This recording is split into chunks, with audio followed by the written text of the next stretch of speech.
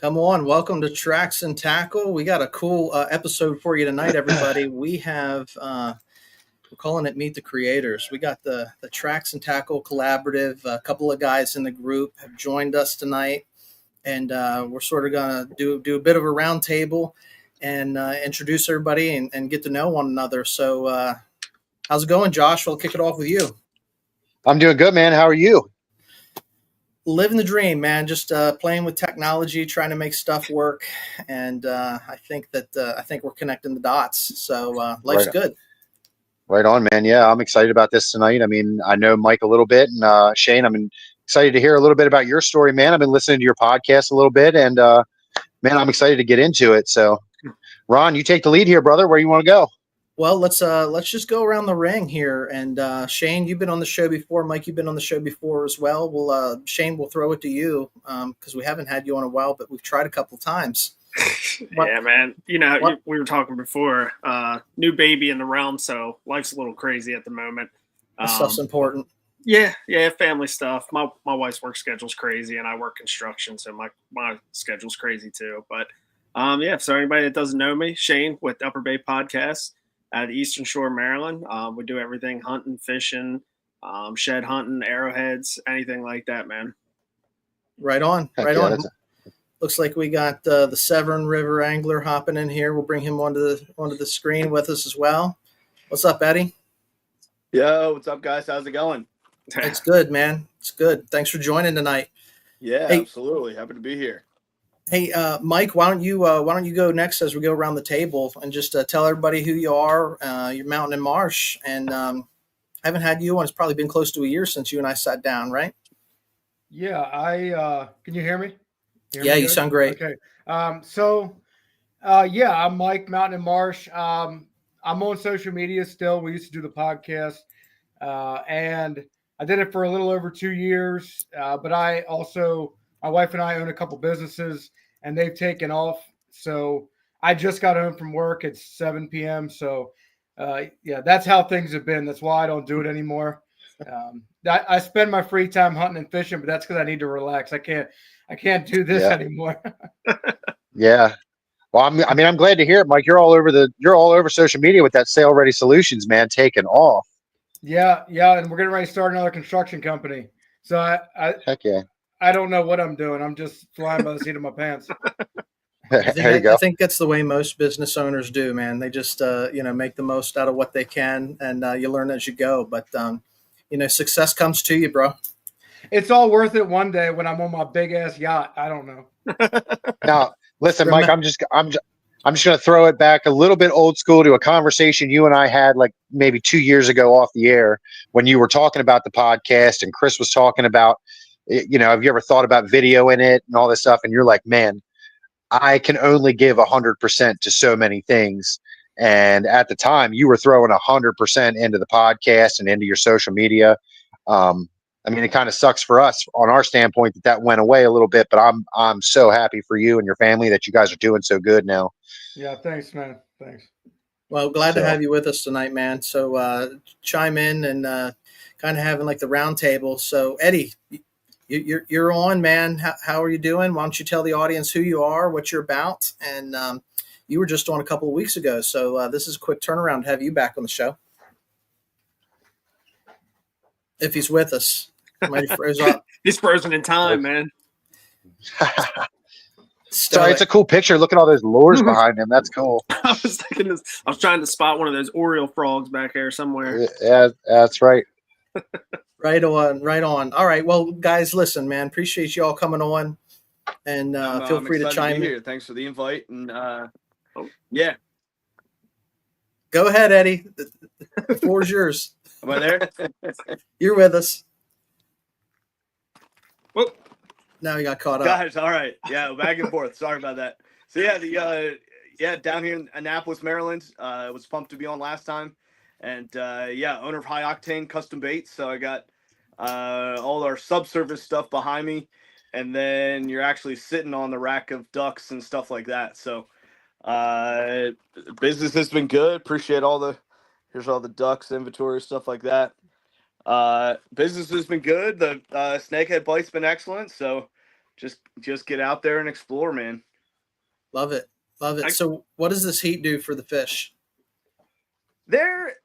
They tolerate the heat. They can survive all right in the heat, but and everyone thinks, well, you can just catch them all day, all summer, and you can, but it does change up a little bit. I feel like the early morning topwater bite can be excellent, but I mean sometimes that can shut down 9-10 o'clock when that sun really starts beating down.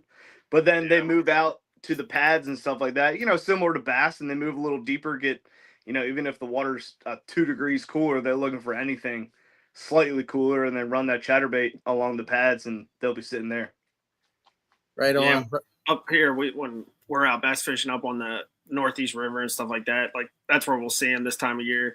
We'll see them out real close to the top, out cruising on the outside edge of them lilies, and then you'll throw everything at them. They don't want to eat, and then they just lark real slow right back into the lily pads and get deep again. And then they're gone. Yep, for sure.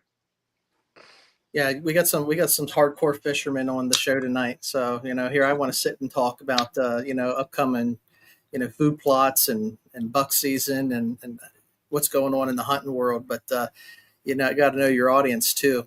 Hey, shout out to Ted from Off the Hook Outdoors. Appreciate you checking in, brother. He's another hardcore, hunter and fisherman. Great YouTube channel. Check out Off the Hook Outdoors if you guys don't know Ted. So yeah, I don't know where we're going to go tonight, guys, but sort of just want to have a conversation and kick it around. And some of you guys know each other.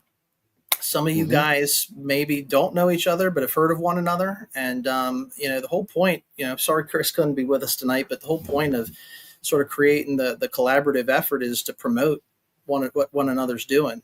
So if you're looking for baits, man, Eddie's your guy. High Octane Custom Baits. Yes, Shane's threatened me a couple of times with a go fishing and say, don't threaten me with a good time. We just got to make that sort of stuff happen. And yes, sir. And Josh, we've been hanging out a little bit more here lately. So, and feel really blessed to get Mike on with us tonight too. So here's where I want to go. I want to start a topic, but feel free to, chime in and throw out your thoughts on this. Cause I know each one of you guys is opinionated, and that's why I like you. I want to talk. I know some of you guys are Maryland guys too. So Mike, maybe I'll pull on you because you're another PA fella, but kind of big news in the hunting world right now with the Pennsylvania Game Commission and Sunday hunting, right? Yeah, saw that.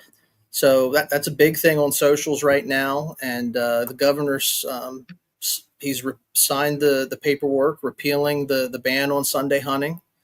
And right now we're waiting on the Game Commission to meet and make up their mind. But the way's been paved for us to have a little bit extra hunting.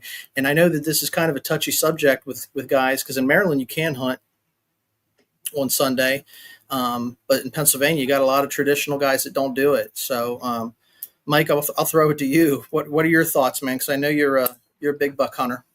I spend most of my time in Maryland and Virginia, and we're even allowed to hunt in Virginia on Sundays on public land. So, for me, this has always been one of those things that it made no sense. I know that it was a religious thing. To some extent, there was a Sunday, it's God's day, Still is. Well, exactly. Like, to me, it doesn't make, it's like, okay, you can't go hunting in the morning. Right. None of that ever, it was almost like someone was gatekeeping. And I think that's more what it is. We see it throughout the government. It doesn't matter what it's on. It could be oil restrictions or whatever.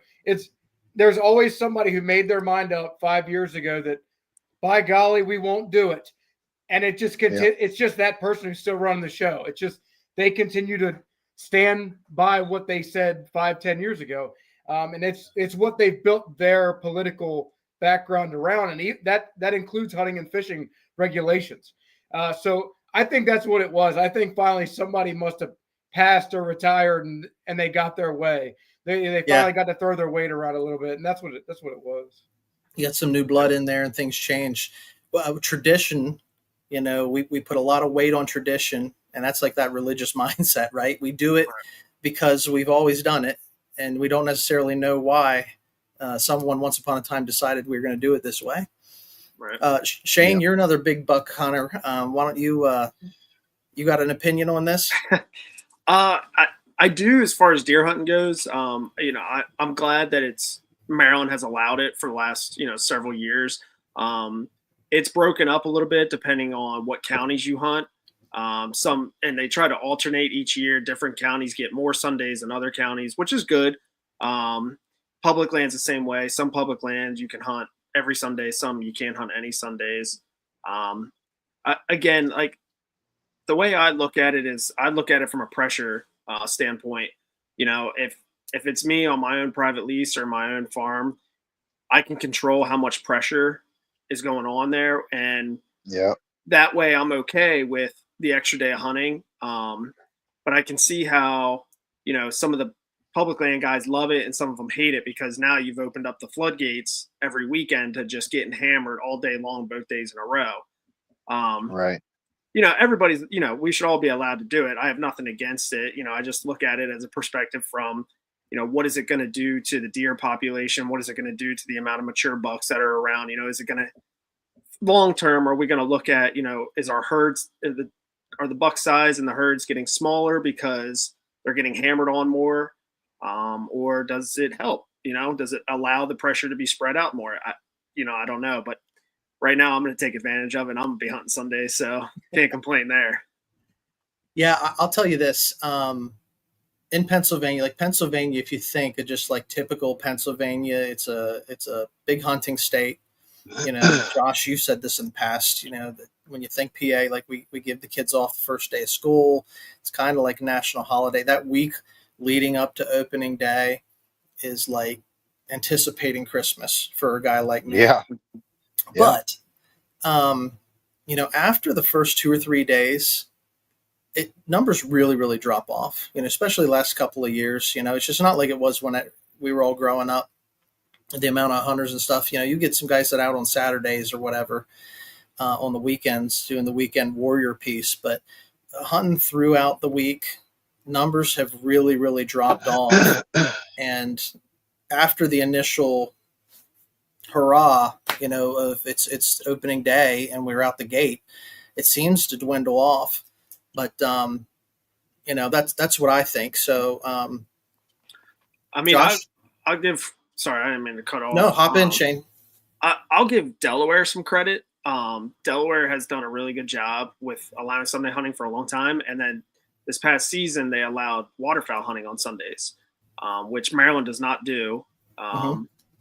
A lot of states out west do it. I'm sure, I don't know about like New York and stuff like that, but I got to imagine there's some on the East Coast that are doing it already too. But Delaware allowed it. But what Delaware did, which I thought was really good, on public land, which is most hunted in Delaware for waterfowl, so they allow Sunday on public land, but they take a day away during the week. So either way, so everybody was worried that the ducks and the geese were just going to get hammered all the time. People were going to be hunting the roost all the time and pushing them off state land and stuff. But giving them that break during the week, it seems to have helped. And that kind of, a lot of people seem to like that. And I think that's a good move, and I'm not saying that we should do that with deer, because I don't necessarily know that that's the answer. But I do appreciate what Delaware did there with the waterfowl. Yeah, I love it. I think that, when you got the two sides of the coin where it's like, okay, you got traditional guys that, like Mike, you said, well, we've always just had Sunday off. It's Lord's Day. You don't belong hunting.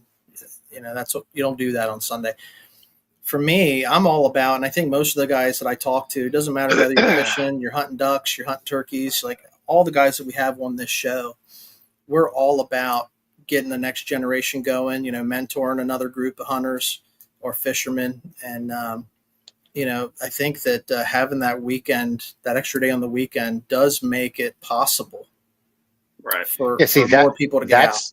And that's the win. That's my view on it. Is this is where Chris and I actually differ on this. Chris is avidly against hunting on Sundays, not people's right to do it, but himself personally, he's not going to do it.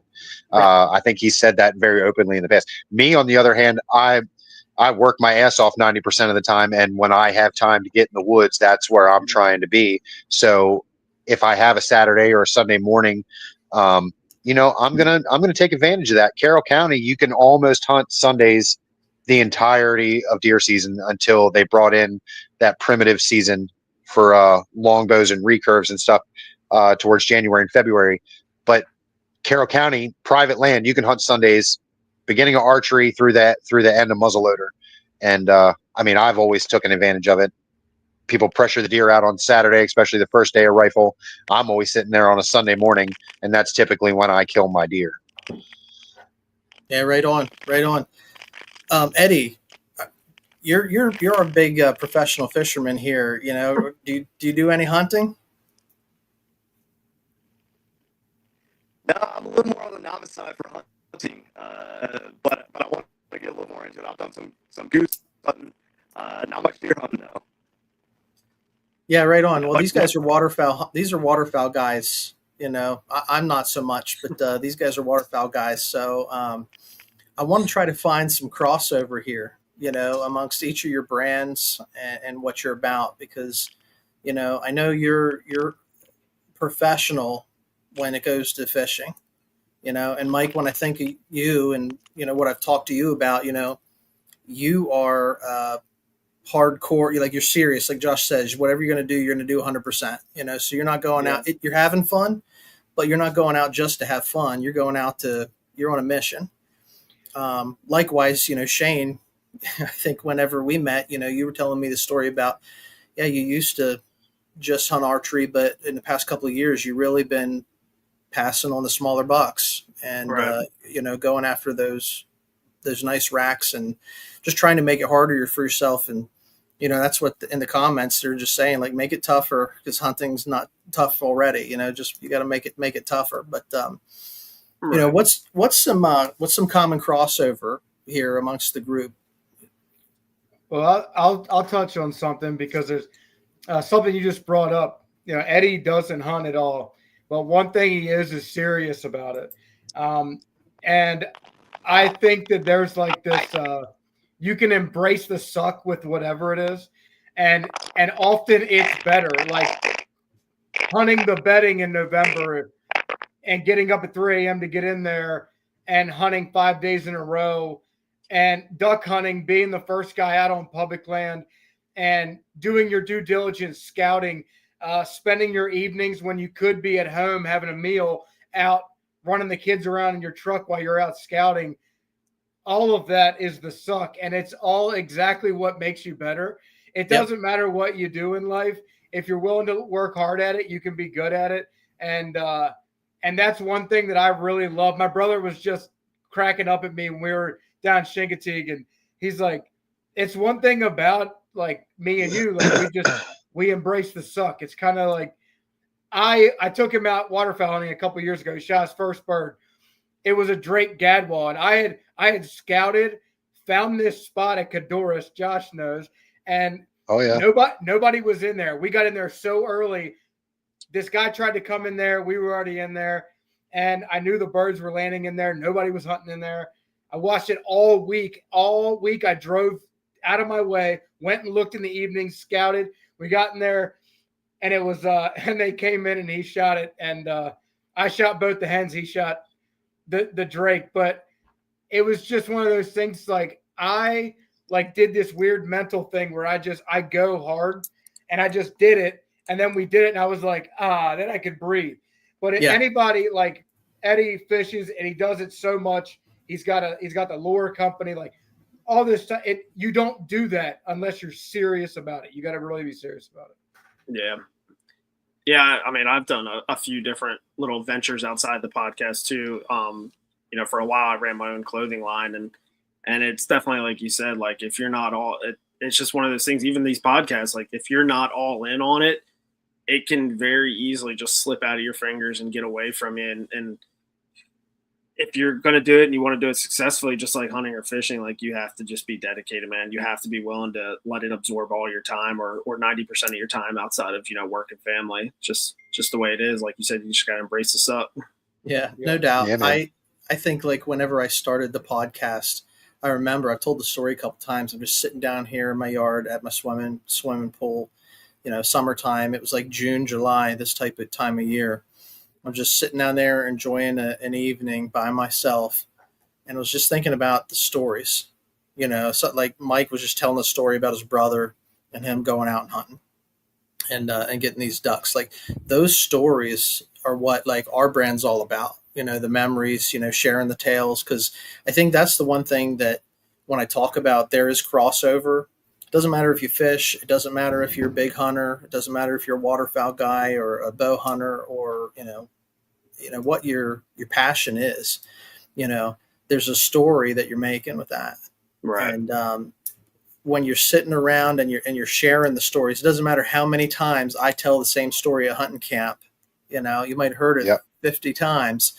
If you were there, you can envision it, and you got part of that too. So I want to pass that on, and from like you say, embracing the suck and going through the hard times and just keep continuing to move forward. One of the things that we like to say is we fall forward. Like if you're going to fall forward, because you're going to get back up, but just keep moving forward and advancing. And what I learned, or I heard this whenever I first was, looking into podcasts, they say, first you got to just start, right? A lot of people think about it and never start. But I heard you got to do like, I don't know, close to like 100 episodes before you really find your rhythm. And there's a lot of folks that they just quit before that. They never make the turn.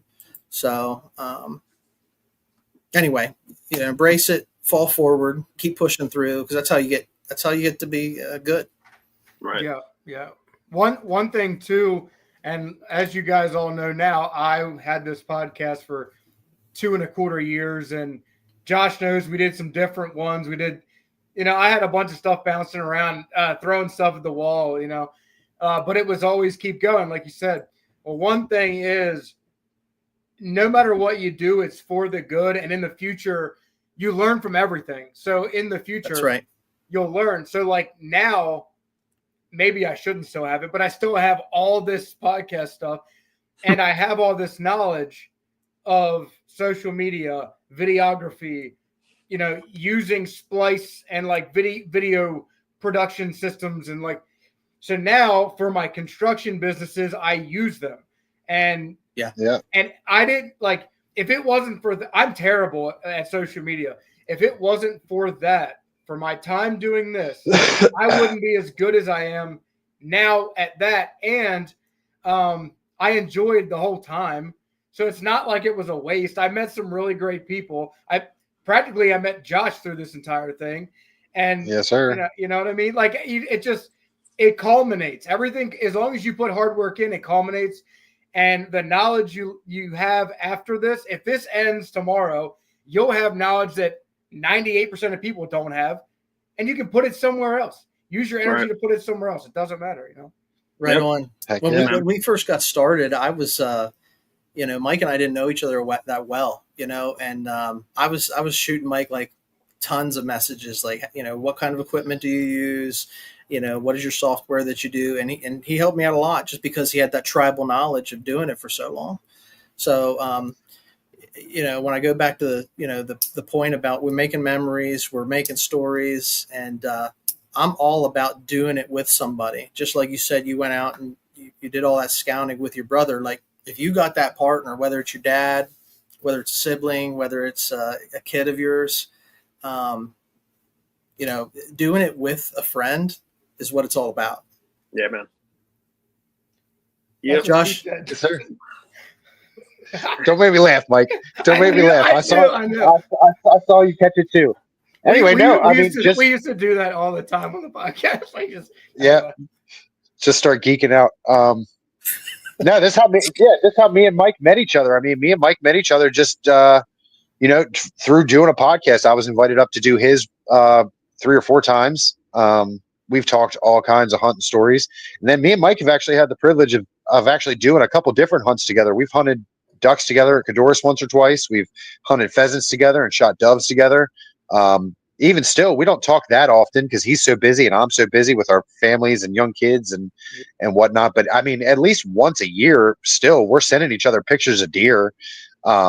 or we're talking at the pheasant hunt, which I'm pretty pumped about. So there's all that kind of stuff. And Shane, I'm looking forward to getting to know you, buddy, because that your podcast is pretty cool. I've listened to 3 or 4 episodes of your podcast now. Trying to find time to do that while I'm at work is tough, but I've really enjoyed it, and I actually spend quite a bit of time at the mouth of the Severn River where it dumps into the bay. That's where I do a lot of duck hunting there, and I do a lot of fishing out that way. So I'm excited to hear about you and your story and what you're doing to get ready for duck season, or maybe even if you're still out there angling on some fish, man. We want to hear those kind of stories. Yeah, I mean, bass fishing's still in full swing up here, man. I mean, I live 15 minutes from the boat ramp to get into the Northeast River, and then 10 minutes from there to get out on the flats. And, that's where, some huge largemouth fishing is up there. I've been trying to get Ron to come down so we can fish smallies up on the Susquehanna, because I don't live too far away from the Conowingo Dam. And there's some real good smallie fishing on the upside of the dam there between the Conowingo, and I forget what the name of the next dam is up in PA. But we do a lot of smallmouth fishing up there. But yeah, I mean, I say it all the time, dude. I'm blessed because this little pocket of Maryland right here produces great duck hunting, great goose hunting, great turkey hunting, phenomenal deer hunting. If you're willing to put in the time, I get to do all these things, and I grew up getting to do all these things here. I mean, unfortunately, we're not allowed to do too much rock fishing around here anymore, but man, growing up, me and my dad would hit the flats during trophy season, and you're catching 40 to 50 inch cows, man. I mean, it was insane. Yeah. It's insane the size of fish you could pull out of 4 feet of water.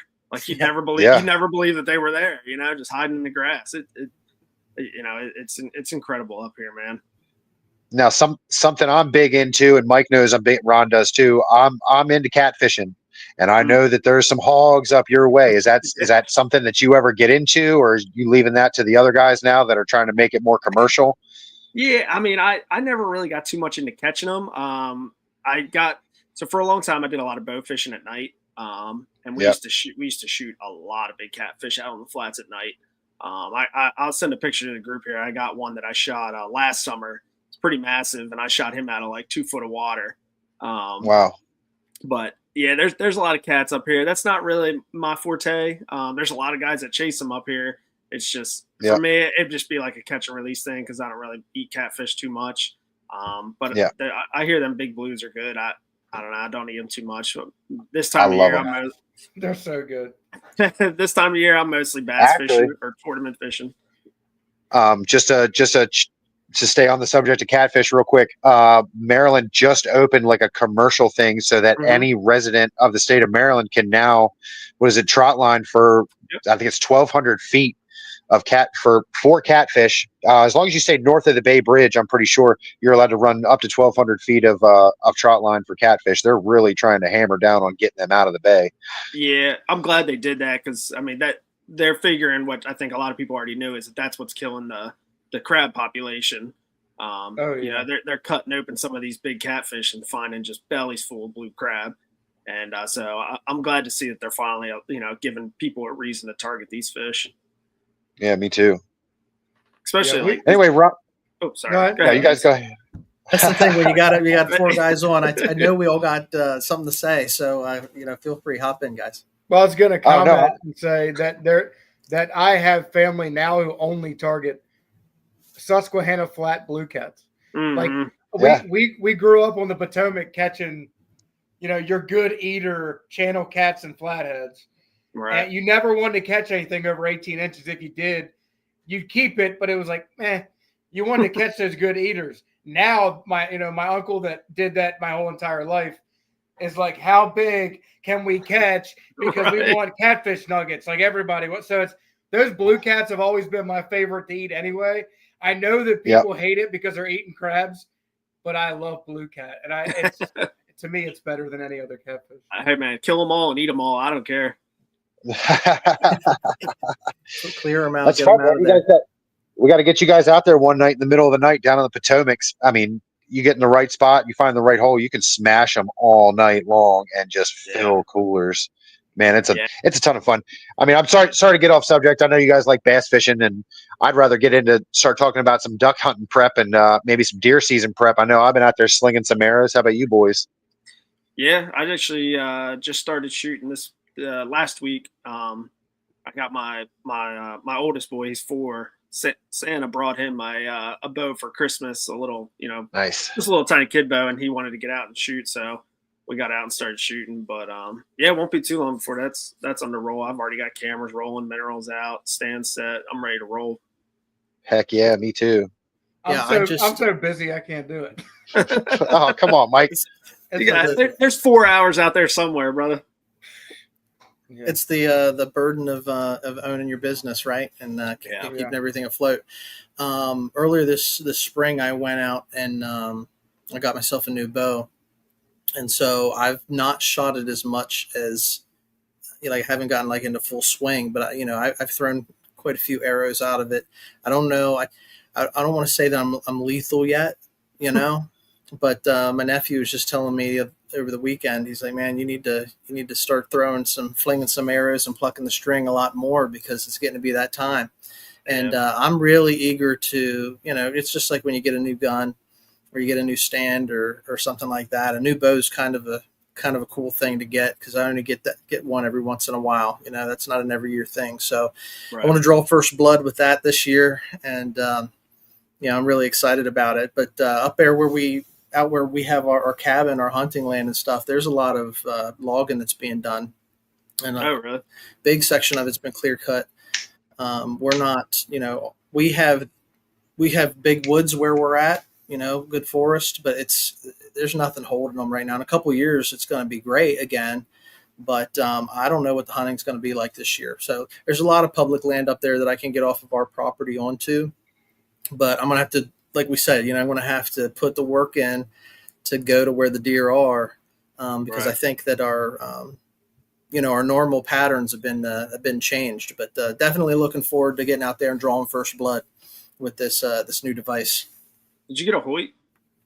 No, I'm not a Hoyt guy. I got a PSC. Actually, got a really really great deal on a brand new bow. But nice. I won't get into the details of how that happened.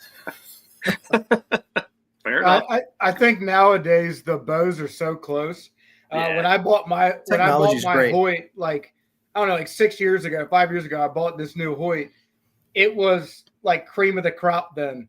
And then 3 years later, my buddy gets a bear and he's like, check this thing out. I was like, that's like nicer than my bow. Right. So, and he paid half the price. So I think and PSC's rebounded huge. So and Darton's come back around. Like I think that all the bows are nice now. You can't really go wrong just buying a new bow, setting it up the way you want. Who cares if they hear you a little bit after you shoot? You've already shot, so you're probably all right.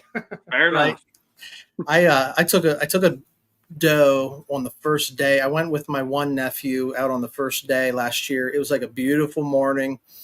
It had rained the night before, so everything was wet. You could get in quiet. It wasn't hot. It wasn't cold. It was probably, by lunchtime it was warm, a little warm, but it was just an awesome day to get out and sit in the stand, that first sit of the season. And I remember getting out, telling him, like, we're going to get in here quiet. Even if I see something, I'm just going to let it go. I'm just going to enjoy the sit. And, I saw deer, and probably by 9 a.m., I had an arrow in one. Nice. And it was not my intention, but I took a doe on the first day last year. And then, my cousin says instinct kicks in, but then come out and stand in front of you. What are you going to do?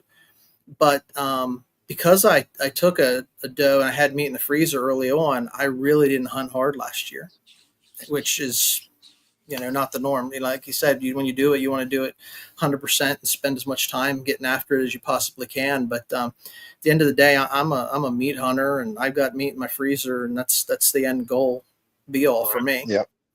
And the stories, the memories. Yes, sir.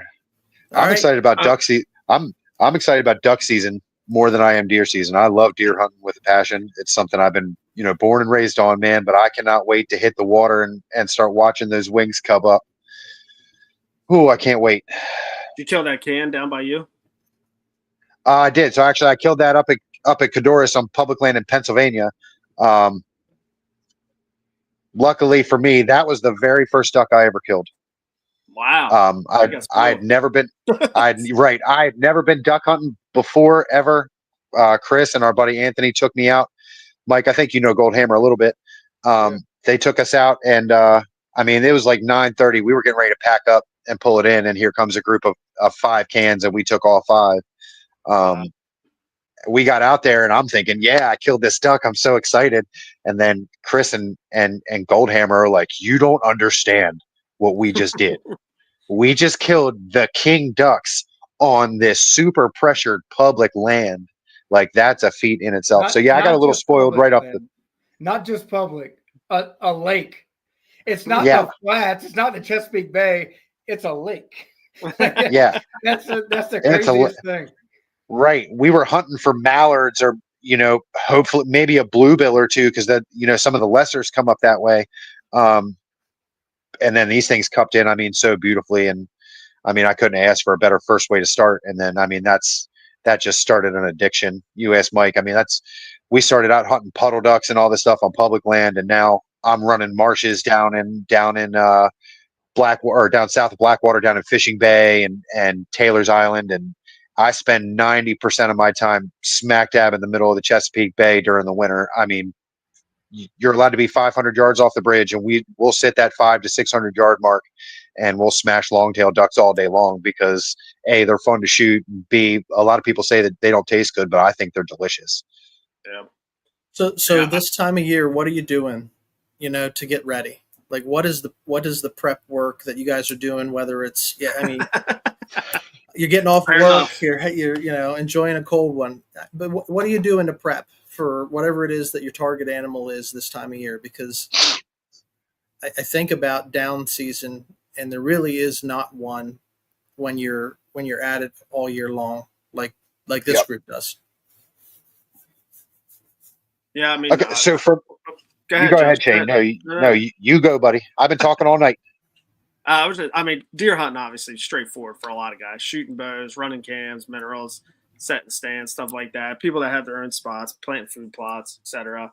But my best friend and my cousin, they own a farm together over in Delaware, and they're just straight up, just hardcore to the death waterfowl guys. Mm-hmm. And they run several impounds on their property, so not me, but I'm not doing any of this, but like their summer prep, they're planting corn and their impounds, they're tilling, getting everything ready, they're getting their wells set up, they're getting the all the drainage ditches set up so they can start flooding once the corn gets tall enough. They're prepping, they're ordering seed for their late season millet and their rice and stuff like that. They got a big field, they just planted with sunflowers to get ready for September doves and stuff like that. So those hardcore waterfowl guys that hunt, farms instead of like the rivers and shit like that, they put in a lot of summertime prep for sure. Yeah. Whereas us actual hunters, I'm not. No. I didn't mean that the way that sounded. They're actual hunters. I'm just saying. I didn't mean that. I mean, those of us that have to travel to public land and do these things. I'm on the other end of that, where I'm prepping decoys, and I'm prepping lines, and I'm prepping, making sure that the colors are good. Mike knows I don't do it nice or professionally at all, but I repaint my decoys when they need to. That's cool. I throw, we do all that stuff, and not trying to sound, holier than thou, but like, I don't have any time. I'm always fishing all summer, all spring and summer. I'm fishing, and then I'm trying to shoot my bow and get ready for this stuff. And now I'm trying to get my long lines ready for sea ducks. I mean, for me personally, it's just nonstop all year round, and I wouldn't have it any other way personally. Cause like you guys were saying, this is what I eat. This is how I feed my family. It's how I feed my dog. This is the kind of stuff that I do. Mike knows I'll go out and shoot mergansers all day long and just, make a big old batch of dog food, and have a great time doing it. We get a ton of this goddamn commons up here, man. Those lawn darts. Damn. Shane, you live on the Northeast. I hunt the flats almost exclusively from the late split, early December, all the way through. And we hunted. I got a couple buddies. We on a 2-man layout boat, and we hunt the Northeast a little bit as well. I used to go out of the Northeast years ago with another friend of mine, and one day we were out there, I think mid-season, and Trent Cole from the Eagles, him and his dad was holding the boat, and I saw the truck, and we walked down, and we're like, "Is that Trent Cole?" He's like, "Yeah, it's my son."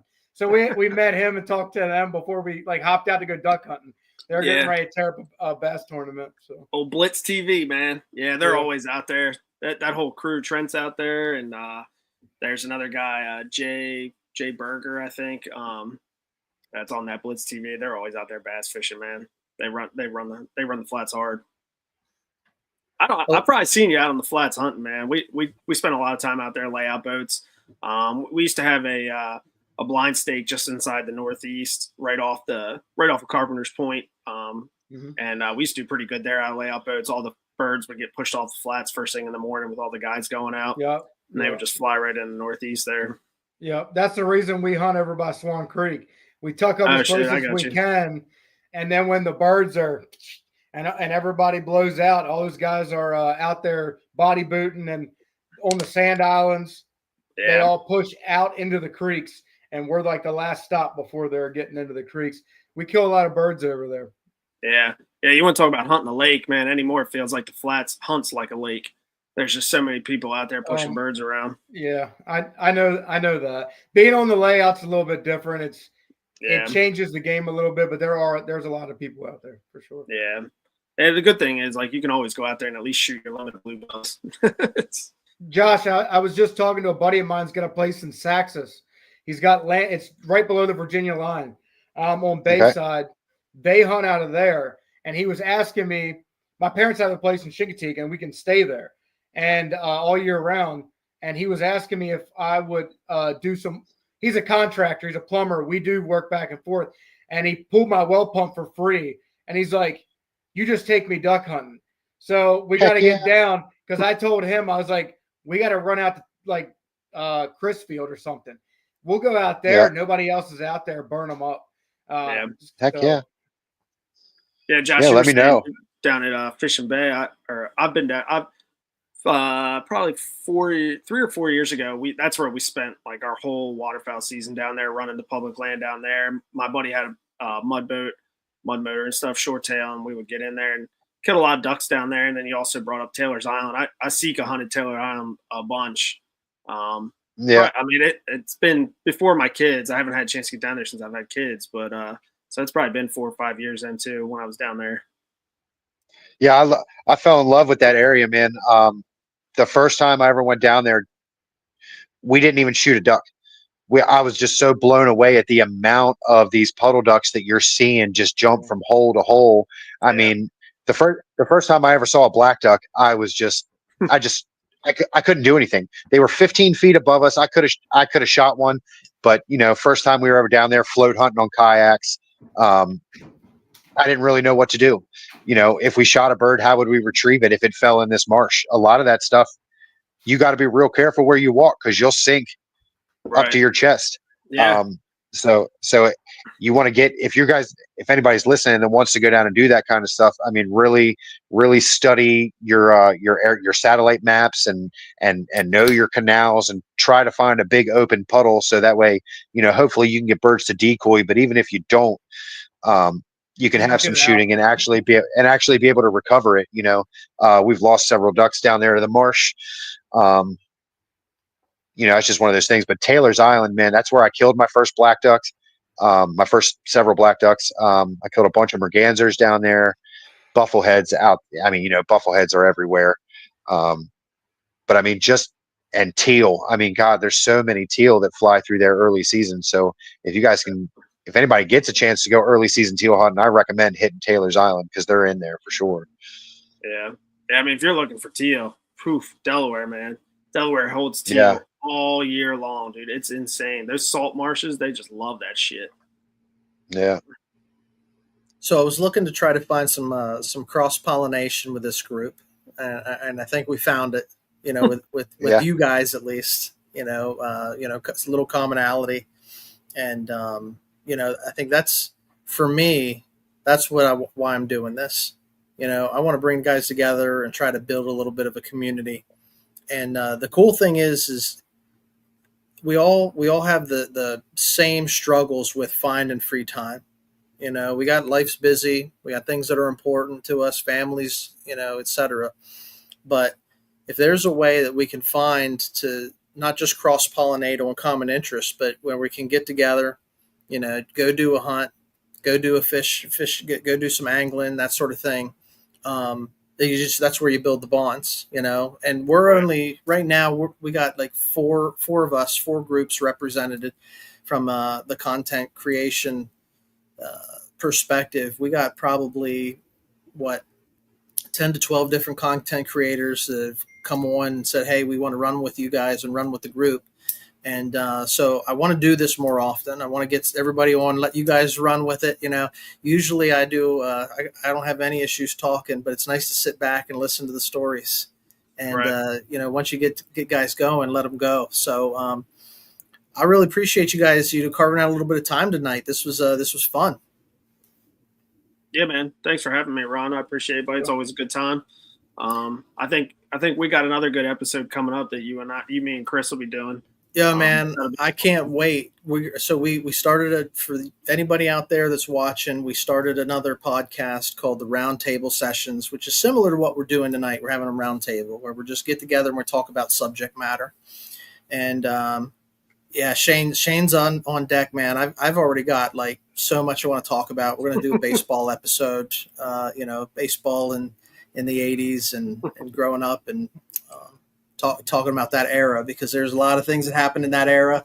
Oh, yeah. And we're going to dive into it. So as soon as we can get down and get that one recorded, we'll kick it out. But yeah, check out the Roundtable Sessions if you guys haven't. It's new, so there's only a couple episodes out, and check out everybody else's content. Josh, you're representing 3B Outdoors. You're not. Yep. You're not on. You're on Facebook, right? Yeah, I'm only on Facebook. I'm not a big social media guy. I'm getting into it. I mean, you and I have talked about pumping out some new content, some new kind of stuff. I'm not going to announce any of that yet until we get that set in stone a little further. But yeah. So I'm here with 3B. I'm here for, in Chris's stead tonight. Much like Mentzer Outdoors and the Tracks and Tackle Collaborative, 3B stands for getting outside, family, teaching, and getting the community involved. The whole reason 3B started in the first place was a little bit of social networking, to meet some other guys who were into some other things, get to talking to them. I think the initial idea of it was to maybe trade some hunts or some fishing trips with one another. And really from there, I mean, it's just ballooned into, all these friendships and all these people that, we've met along the way. I mean, me and Mike, like I said, me and Mike don't talk often, but we talk a couple times a year. We talk about hunting stuff. I love seeing him at the pheasant hunts. We love shooting the shit together. And Shane, I'm looking forward to getting to know you a little bit better, buddy, because I'd like to get up to the flats. I've never shot any waterfowl up that way. Yeah, come on up, man. Whenever, I'll make time. Right on. I'll try to make time. 2 kids is tough. Yeah. Listen, man, I'm right there with you. I got 2 daughters myself. I think Mike's got 2 kids now, and I mean, we're all in that same boat of trying to find time and trying to get them out in the woods with us. Yeah. Mike, how can people find you, man? I know you're nose to the grindstone and you're not on socials as much, but you got a good product. How can people follow you? So we're on Mountain and Marsh, Instagram, Facebook. I don't do the TikTok anymore. We've, as you guys know, our business has gotten to a point where I just can't. And it actually makes me feel bad, really, truly. My wife and I talked about it like a year ago. And I went to her and said, hey, I want to keep doing the podcast. How do I keep doing the podcast and keep growing these businesses? And she said, well, if you love doing it, you keep doing it. But time became an issue. All the time, I might get a text message this evening that says I need to be somewhere this evening to look at a job. So that's just how life turned out. Look, Ron, what you're doing, I know it takes so much because I did it. I've been there. Shane, you said something about a clothing line. Like when we started all of ours, my buddy who now lives down on the bay, he initially told me we're going to start this clothing line. We tried and tried and tried, and nothing ever came of it. It is so hard to not only start something in the outdoor industry, but to make it relevant and to keep doing it. You know, one thing I admire about Chris is that Chris has taken 3B, started it, and then realized, you know what? I don't want to shove this down everybody's throats. I don't have the time or money to be advertising everywhere. So you know what we're going to do? We're going to make this all about family, local friends.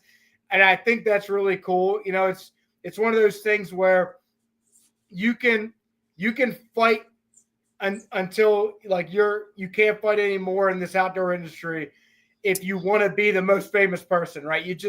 But if you're cool with this being part of your life and you really enjoy it, then what Ron's doing right now, I mean, not to say it couldn't turn into something. It's just that what Ron's doing right now, you know, what Chris has done for so long, it's a labor of love. And it doesn't go unseen. People see it, you know. We know that you're legitimately doing it because you love it. You love the outdoors. Right on. You love getting people together, you know. Yes, sir. I think there's like so many people out there, just like all of us, that are, you know, look, they love the outdoors or they have their passion projects, whatever it is. They want to post that online. They want to have a YouTube channel, you know, and they try. And, look, I get it. Like there's so many people out there trying to build a brand, and this is, we just want to create a place where you can come, we can celebrate your brand. We can, push one another and, encourage one another along, because if you try to go at it alone, man, it's a long road. It's a long road. So Shane, how can folks find you? Yeah, man. Upper Bay Podcast on Instagram, Facebook, TikTok. We pump out some TikToks. Pretty good now. You can follow me personally on Instagram or Facebook. I don't post personally too much on there outside of my kids and stuff, but any kind of outdoor content, Upper Bay Podcast. And speaking of clothing, we got to get the Keystone guys to make us some collaborative shirts or something. Yeah, so we would be remiss. Certainly Eddie tried tonight, and he was having some struggles hopping on and with his internet connection. And the Keystone guys were supposed to come on the night too, and they're making clothing line. Like they got an order they got to get done. So shout out to those guys. Check them out. Keystone Hunters, solid group of guys. You can find them on socials and YouTube as well. They got a great channel and they got a podcast they just started. So, want to plug those guys. But yeah, I mean, how do we leverage one another? How do we push one another forward? That's what I'm about. I want to get more people interested in the outdoor industry. And you know what? If my journey is, helping someone else get noticed or make the next step, I love that. I'm all about lifting others up and helping launch other people, et cetera, et cetera. So I really appreciate you guys coming on, man, just rapping with me. We probably sit here and talk for another hour or two about random stuff, but I also want to respect everybody's time. This is we don't live stream a lot. We just started live streaming, a week or so ago. Josh and Chris and I, took a stab at it, and we're cutting our teeth on, just getting better, faster, stronger as we continue to do this. So, like you said, Mike, I appreciate, your words, because we are having fun doing it. We're doing it our way. Like we're nonconformists. We're just going to go at it. And, something I say often is there's always somebody out there who knows more about something than you do. That's why I ask questions. That's why I go to other people. In the same breath, is there somebody out there that needs to learn what you know? So when you have that tribal knowledge, don't be scared to pass it along. Somebody else you can learn from every person that you meet. Yes, sir. All right, man. Well, appreciate you guys tonight. I'll give you your evening back. Thanks for watching out there. This is the Tracks and Tackle podcast. And until next time, we just want to encourage you guys to get outdoors and stay wild. We'll see you later. See ya. See ya.